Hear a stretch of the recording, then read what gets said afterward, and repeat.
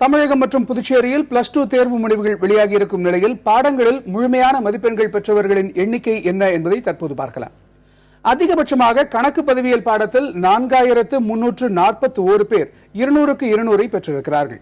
அதற்கு அடுத்தபடியாக கணித பாடத்தில் 3361 பேர் 200க்கு 200 பெற்றிருக்கிறார்கள். அடுத்தபடியாக வணிகவியல் பாடத்தில் 3804 பேர் முழு மதிப்பெண் பெற்றிருக்கிறார்கள்.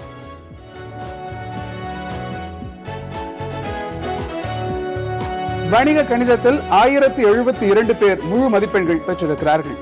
வேதியியல் பாடத்தில் 1703 பேரும், உயிரியலில் 775 பேரும் முழு மதிப்பெண்கள் எடுத்திருக்கிறார்கள். விலங்கியலில் 10 பேரும், தாவரவியல் பாடத்தில் 20 பேரும் முழு மதிப்பெண்கள் பெற்றுள்ளனர்.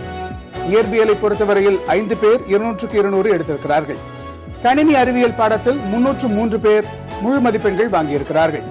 பொருளாதாரத்தில் 442 பேரும், சரித்திரத்தில் 85 பேரும், புள்ளியியல் பாடத்தில் 57 மாணாக்கர்களும் முழு மதிப்பெண்கள் பெற்றுள்ளனர்.